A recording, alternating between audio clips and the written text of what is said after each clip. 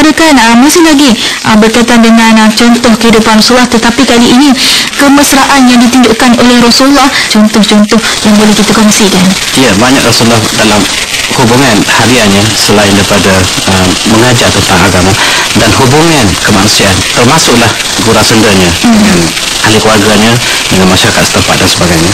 Pernah sekali itu ada seorang menjemput Rasulullah, isteri seorang sahabat menjemput Rasulullah ke rumahnya kerana untuk membuat sedikit kenduri.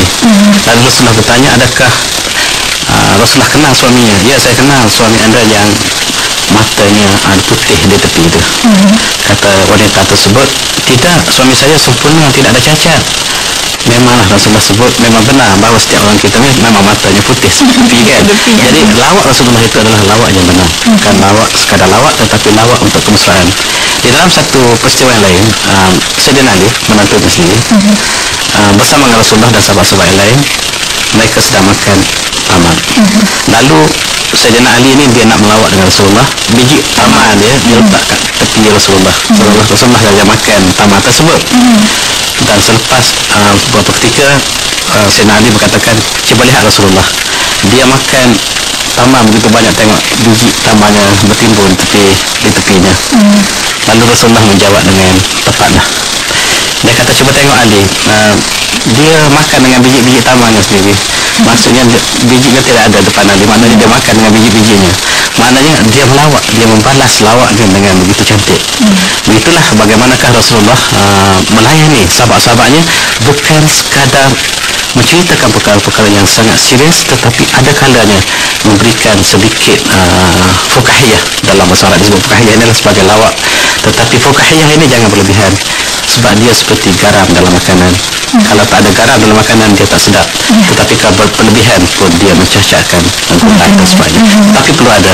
Tapi ada satu peristiwa yang mungkin saya boleh kongsi tentang Rasulullah, bagaimanakah dia menyelesaikan masalah. Apabila di dalam satu khemah orang Badui lahirlah seorang bayi daripada satu keluarga, si ayahnya warna kulitnya putih, yang si ibu pun warna kulitnya putih. Tiba-tiba anaknya gelap.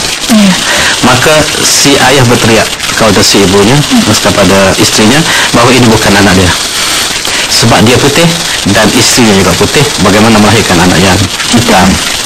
Maka dibawa pada Rasulullah. Rasulullah membuat satu kiasan kepada si Badui ini. Adakah anda mempunyai unta yang berwarna merah? Ya. Adakah di antara anak-anak unta ini yang berwarna perang? Ya, ada. Sudah daripada manakah datang yang perang ini? Sebab semuanya unta anda berwarna merah. Itu menjadi memberi jawapan kepada anak yang dikandungi oleh istrinya. Sebab dalam genetik hari ini pun, kalau dalam sains hari ini pun, kalau kita belajar bahawa perkara ini boleh berlaku dan perkara ini memang berlaku.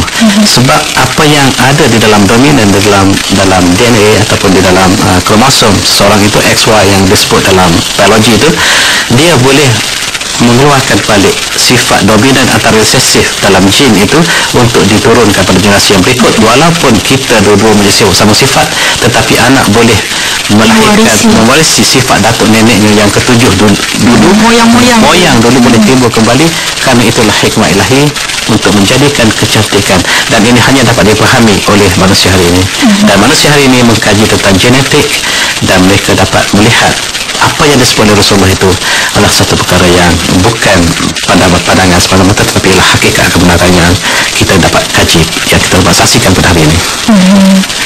Dan mungkin juga doktor boleh memberikan sedikit contoh berkaitan dengan kepimpinan Rasulullah itu sendiri, yang mana kepimpinan itu memberi satu role model buat kita hari ini. Ya, sahabat Rasulullah banyaklah kalau kita nak kumpulkan, dan sebahagian diberikan oleh pengarang Al-Arifi ini. Dia menceritakan tentang bagaimanakah Rasulullah dengan Muaz bin Jabal. Muaz bin Jabal adalah sahabat yang besar. Kita kenal bagaimanakah dia menjadi utusan Rasulullah ke Yaman. Itu sangat terkenal dalam sejarah Islam. Tetapi sebelum itu, Jabal ini dia hidupnya di pinggir kota. Dia tidak duduk dalam kota Madinah. Jadi setiap hari dia datang dengan Rasulullah sembahyang Isya. Dan Muaz bin Jabal ini dikurniakan bacaan yang sangat cantik, baca Al-Qurannya mengagumkan.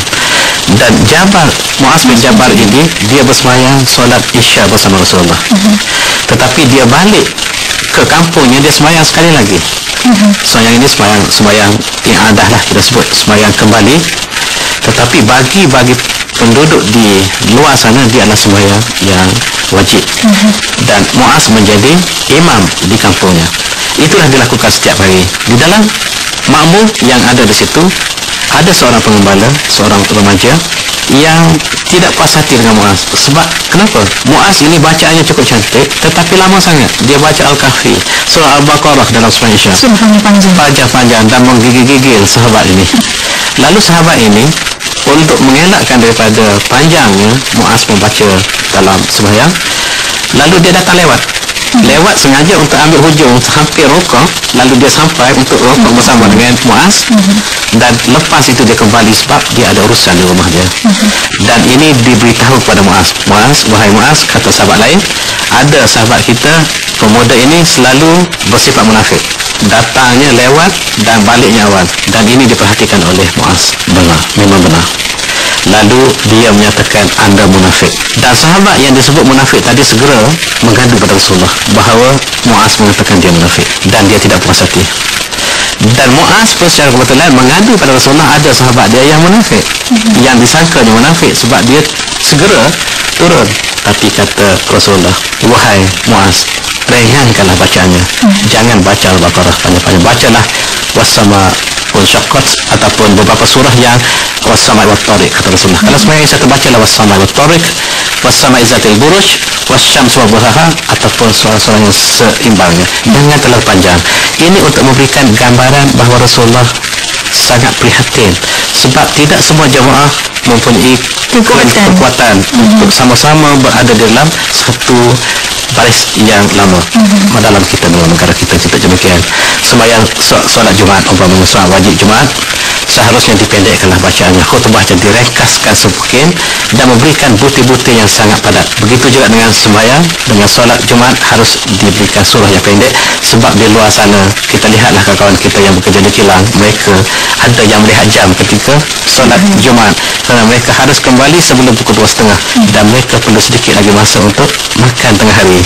Dan oleh sebab itu para imam haruslah bersimpati sebab kebaikan bukannya lama dalam bacaan, tetapi kita dapat mempertimbangkan lebih-lebih lagi kalau sembahyang yang lain yang ada anak-anak kecil, yang ada ibu-ibu bersama anak-anak, haruslah kita mempertimbangkan. Dan inilah yang disebut oleh Rasulullah kepada Muaz bin Jabal, dan terbukti pemuda tadi tidak puas hati. Dia kata, saya tidak munafik wahai Rasulullah, saya akan buktikan saya bukan munafik. Memang benar, di dalam satu peperangan jihad dia telah mati syahid, dan Rasulullah kata, lihat wahai Muaz, bukti dia adalah belang, tetapi dia tidak bersama anda ketika solat hanya kerana anda memanjangkan bacaan.